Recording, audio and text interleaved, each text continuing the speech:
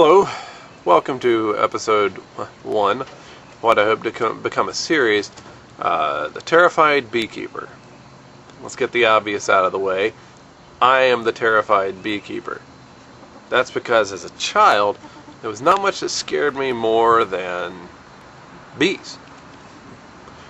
They scared me to death. When people wanted to scare me, like my sisters or my dad wanted to scare me, they would frequently tell me, oh, there are bees over there, and I'd run away, scared. I did get stung a couple times when I was a kid.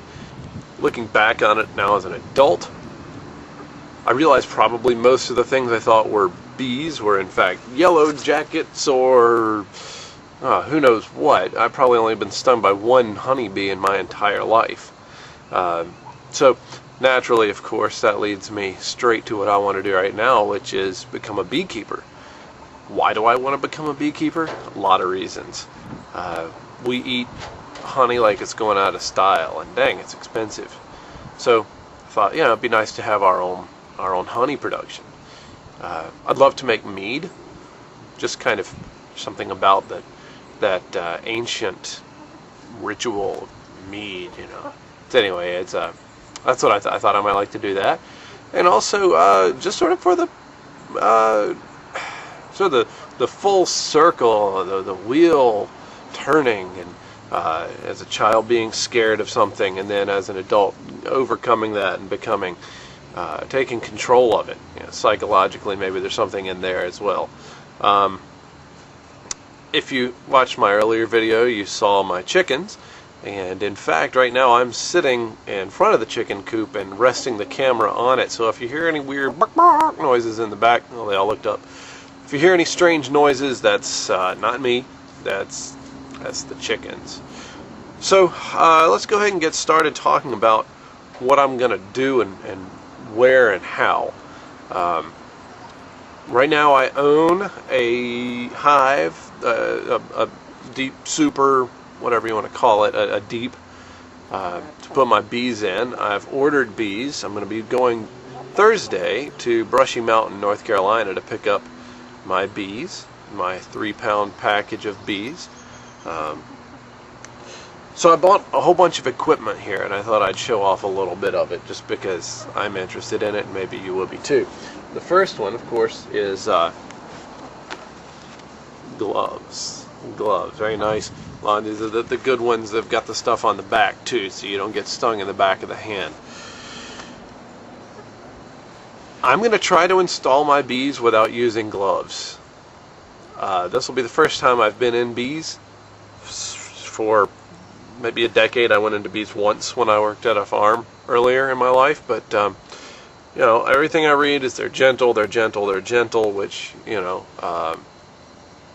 everything's relative, I guess, but I've heard they're so gentle, so I thought, why not go ahead and just bite the bullet, start it out by using my bare hands. So we'll give it a shot. So I've got those. I've got my hive tool here. It's a fancy little number. Sharp. I'm sure I'm going to cut myself at some point or another. I have my bee brush. Very nice bee brush. I like the color. Let's see. I also have an entrance reducer, which I just bought.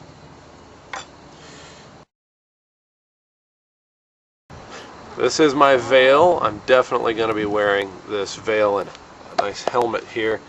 I have no problems getting stung, but I don't want to get stung in the face. I've been stung once before when, as I said, I worked on a farm, and a bee stung me on the tip of my nose, and the guy who kept the bees said, well, of course you got stung. You're standing in their flight path. They didn't log their flight path with me before they took off, so I didn't know. I was just standing there, and all of a sudden, zoom, flew up, stung me right in the nose, and it hurt for 3 weeks. And I don't have any desire to do that ever again. I have my smoker here, which I've taken out of the box one time just for fun. But I haven't really done a whole lot with it. I'm looking forward to using it. I've always thought that the smoker was kind of the coolest part about the beekeeping. I mean, I guess the honey too, but there's something about the smoker. It's just cool, So there it is. Kind of looks like the Tin Man a little bit, It's got no heart. anyway. Or is that me without a brain? I can't remember. Oh well. But I'm looking forward to using this little guy here. Got lots of stuff to use for fuel, so that's great. And the last thing I have that I'm going to use for my bees is I have a cousin, or had a cousin, long story, not a cousin anymore, who was a beekeeper, and he gave me a hive, a frame, not frame, I'm sorry, a deep with 10 frames in it about a decade ago. And for whatever reason, I didn't start beekeeping then. Well, I wish I had, but I didn't. And part of it was where I was, and I was busy doing other things. But I didn't get to it then, so I threw it in my parents' barn where they keep goats and the llama. And in the 10 years that it sat in there, wax moths got into it and ate all of the wax away. And 10 years worth of goat poop settled on it. And so I have retrieved it. I have sanded almost all of it down to what I hope is going to be useful. It still smells slightly of goat, which isn't the best smell in the world. And in fact, when I'm rubbing it with a steel wool, it starts to sort of burn, and it smells like burning goat, which is a smell that really has to be smelled to be believed. It is a really fine smell. But I've worked on it, and I have I've left one frame undone here. I wish I could say I did it on purpose so I could show everybody, but I've just been too lazy to get to it. So here's what the frames looked like when they came to me, and when I pulled them out of the barn, and you can see the kind of shape they were in. They got moths on them. They got no frame. You can see there's some moth damage on some of these guys. Here you can see it really well there, and of course there are these little wires here, which were used to keep the foundation in place.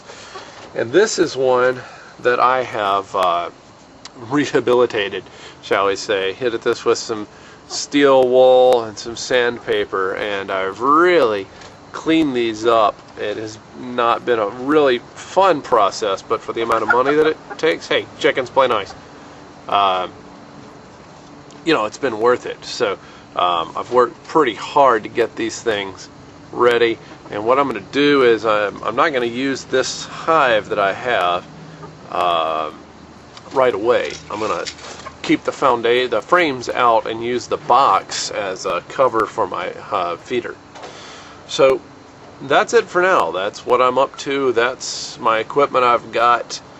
I haven't showed you where I'm going to put it, but that's because I'm not entirely certain myself yet where it's going to go. But that's about all. So our next video will probably not appear until next weekend, which is when I get the opportunity to install my bees. I got to admit, I'm a little bit nervous. I still don't like getting stung by bees. No one does, I guess, but still a little nervous about that. And we'll see how it goes, but for now, that's all. So this is the Terrified Beekeeper signing off. See you later.